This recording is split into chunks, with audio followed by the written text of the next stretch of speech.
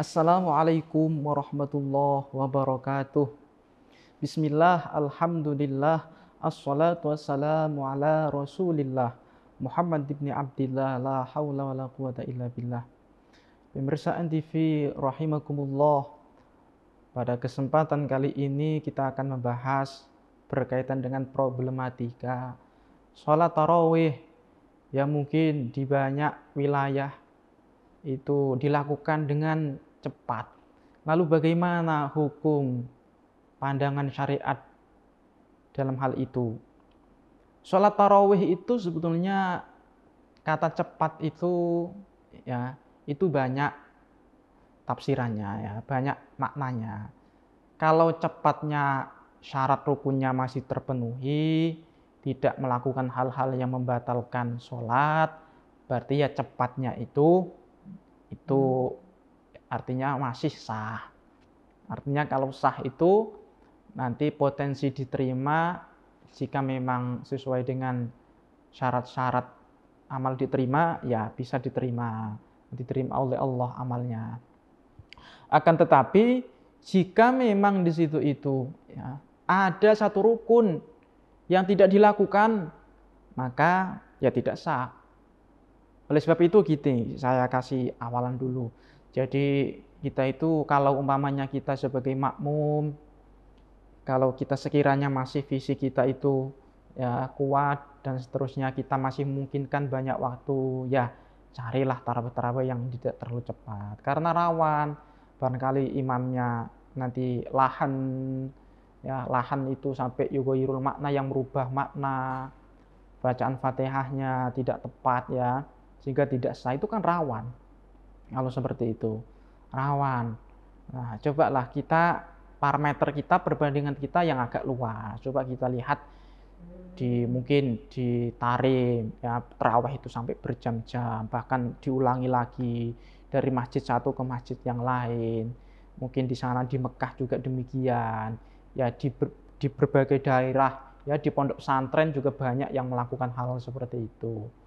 Nah, kita ini mau mengejar kebahagiaan akhirat yang selamanya, akan tapi kadang ibadah apa adanya. Ya bagaimana seperti itu. Akan tapi jika memang kita itu ya, itu yang dibahas oleh Habib Abdullah bin Alwi Al-Haddad. Beliau mengatakan di kitab Nasaihud Diniyah, sholat tarawih orang cepat zaman sekarang itu, kata beliau, itu merupakan bid'ah mukaroh, suatu yang haram ya.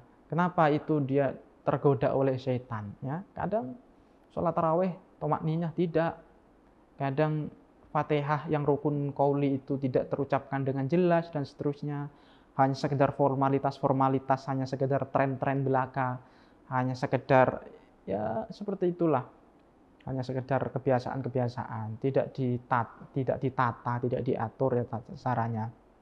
Itu kata beliau di kitab Nasaihud Diniyah itu seperti itu.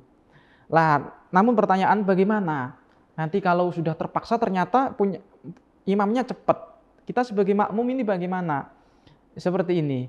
Kalau kita sebagai makmum ya, ataupun katakan umpamanya imam yang mengharuskan dalam keadaan seperti itu tidak, artinya makmumnya banyak yang orang tua, mungkin tidak kuat lama-lama dan seterusnya, kita butuh ya katakan harus cepat. Perhatikan rukun-rukunnya.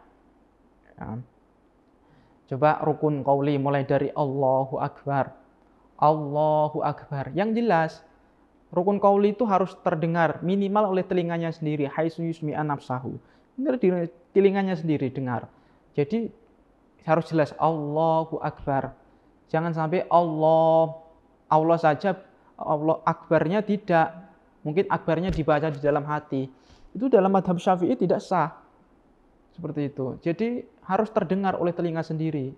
Rukun qauli itu namanya qauli kan ucapan. Ucapan itu ya terdengar. Kalau bisik-bisik bukan ucapan. Bisik-bisik gitu saja, hanya menggerakkan mulut saja, namanya tidak ucapan. Tidak qauli namanya. Nah, seperti baca Fatihah ya. Kalau baca Fatihah, kalau umpamanya imamnya cepat ya, imamnya terlalu cepat. Kalau normalnya kan baca Fatihah bagi seorang makmum itu kan diakhirkan. Setelah amin baru baca Fatihah, itu hukumnya sunnah. Tapi kalau umpamanya imamnya terlalu cepat, hukumnya di dalam kitab Nihayatul Zain Imam Nawawi itu, hukumnya wajib Fatihahnya makmum ini bersama dengan imam. Jadi langsung baca Fatihah setelah takbiratul ihram. Umpamanya iftitah nutut, doa iftitah ya iftitah, kalau tidak nutut ya langsung Fatihah. Itu saja, langsung Fatihah. Kalau menunggu nanti ini tidak boleh. Nah, seperti itu. Jadi kecuali kalau imamnya memang lambat atau imamnya baca surat yang agak panjang, ya itu baru tidak apa-apa. Itu diakhirkan Fatihahnya. Itu yang perlu diperhatikan. Kemudian ya Fatihah juga demikian, karena Fatihah itu termasuk rukun qauli. Jadi harus jelas Bismillahirrahmanirrahim. Alhamdulillahirabbil alamin. Bagi makmum seperti itu harus jelas. Kalau ada satu huruf saja itu ya Bismillahirrahmanirrahim dibaca di dalam hati ya tidak sah. Mungkin karena terlalu cepat akhirnya tidak jelas, akhirnya terbaca hanya di dalam hati terbesit. Tidak sampai terucapkan, ya tidak sah. Namanya rukun qauli itu kan harus diucapkan, harus terdengar. Nah, harus terdengar seperti itu. Terus tasdid-tasdidnya Fatihah harus diperhatikan. Seperti contoh, iyyaka na'budu wa iyyaka nasta'in. Itu kalau tidak ada tasdidnya, maknanya sudah beda. Karena terlalu cepat mungkin iyyaka na'budu wa iyyaka nasta'in. Kan tidak baca iyyaka, iya. Tapi dibaca iyyaka na'budu, iya biasa. Nah, itu maknanya lain, berbeda jauh. Jadi harus diperhatikan seperti itu. Kalau pengen cepat itu dilatih baca Fatihahnya sesuai dengan yang benar itu baru seperti itu hukumnya nanti sah. Nah, seperti itu. Jadi kalau seumpamanya dia makmumnya makmum muafiq ya, datangnya bersama dengan imam takbiratul ihramnya, nanti umpamanya dia ternyata Fatihahnya belum selesai, ternyata iyyaka na'budu wa iyyaka nasta'in, imam sudah waladhdallin, amin enggak apa-apa. Gitu. Jadi amin. Nanti diteruskan lagi ayat Fatihah berikutnya.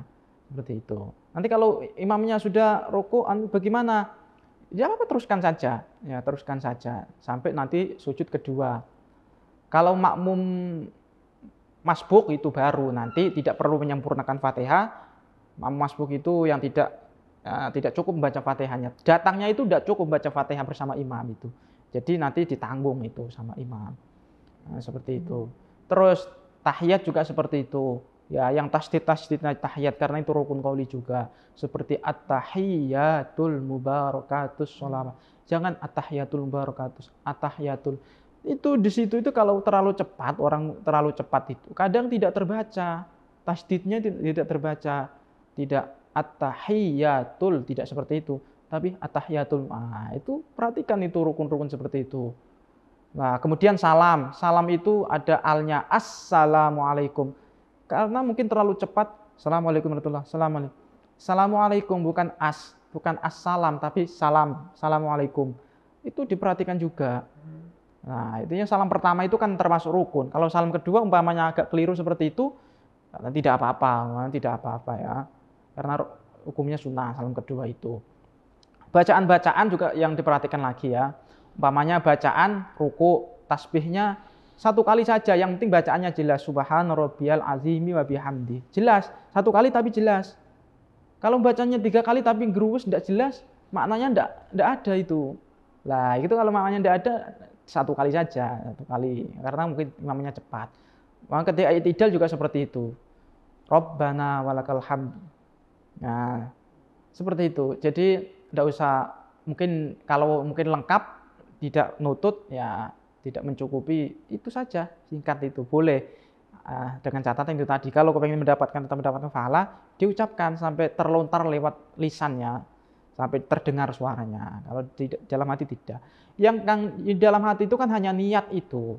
Nah, niat itu baru rukun qalbi namanya. Allahu Akbar bersamaan dengan takbir di dalam hati itu namanya niat dalam hati. Yang lain-lain ini yang rukun qauli yang harus diucapkan ini kalau dalam hati kan tidak sah.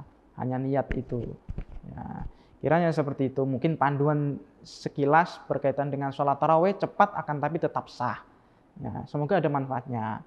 Para pemirsa rahimakumullah, saat lagi kita akan berbuka puasa. Oleh sebab itu selamat untuk bagi Anda yang menjalankan ibadah puasa untuk berbuka puasa bersama keluarga tercinta. Wallahu muwaffiq ila aqwamit thoriq. Assalamualaikum warahmatullahi wabarakatuh.